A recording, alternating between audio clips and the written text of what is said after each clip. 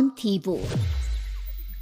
मैं 8 महीने की प्रेग्नेंट थी और अपनी डिलीवरी के लिए अपने मायके गई थी। माँ ने मुझे फोन पर बताया, घर के पीछे की तरफ जो खाली जमीन थी ना, वहां पर एक नया कमरा बनवा लिया है। इतने सालों के बाद जैसे ही अपने घर में कदम रखा, कुछ अलग सा लगा। माँ, ये घर के पीछे की तरफ नया कमरा बनवाने की क्या जरूरत थी? अरे बेटा, घर के पीछे दूर दूर तक खाली जमीन है। तेरे पापा को कई दिनों से लग रहा था कि यहाँ पर एक कमरा बनवा लेंगे तो ताजा हवा मिल जाया करेगी। अब तो ये सब छोड़ और चल जल्दी से दूध पी ले। माँ, मैं थोड़ी देर में पी लूंगी, आप सो जाओ। मैंने दूध का गिलास उठाकर उस खिड़की में रख दिया। पता नहीं कब आंख लगी। अचानक से खिड़की के पल्लों के खड़कने की तेज आवाज आई। दूध का गिलास धड़ाम से जमीन पर आ गिरा। जमीन पर गिरते ही दूध का रंग लाल हो चुका था। मैंने खिड़की से झांक कर बाहर देखा। चारों तरफ धुप अंधेरा था। उस अंधेरे की तरफ से कुछ आवाजें आ रही थी, जैसे छोटे बच्चे आपस में खिलखिलाकर मस्ती कर रहे हो।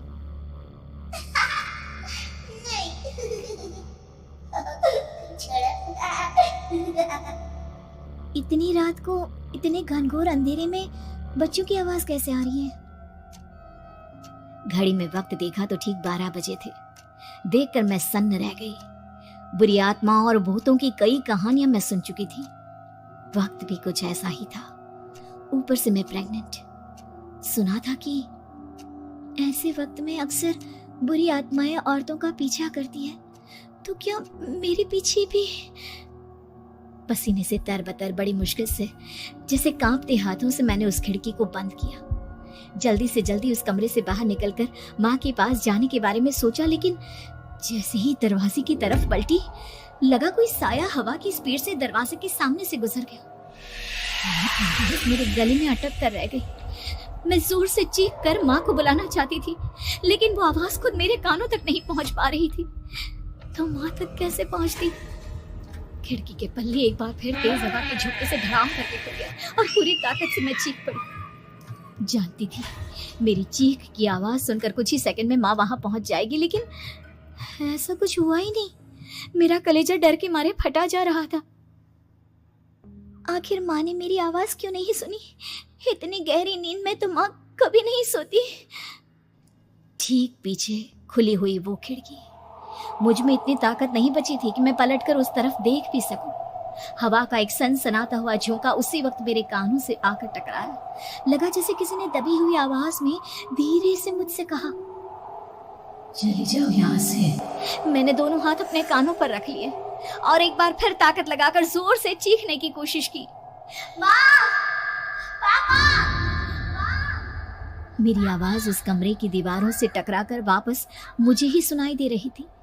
जितनी ताकत के साथ मैंने चीखने की कोशिश की थी, कुछ ही देर बाद उससे कहीं ज्यादा तेज और दर्दनाक चीख मुझे सुनाई देने लगी। ये आवाज ठीक मेरे पीछे खिड़की से आ रही थी। वो आवाज मेरे कानों में पिघलते हुए लोहे की तरह गिर रही थी। उन आवाजों में हैवानियत थी। वो आवाजें किसी इंसान की नहीं है, इतना मैं समझ चुकी थी। कांप रहे हाथों से मैंने अंधेरे में कुछ ढूंढने की कोशिश की।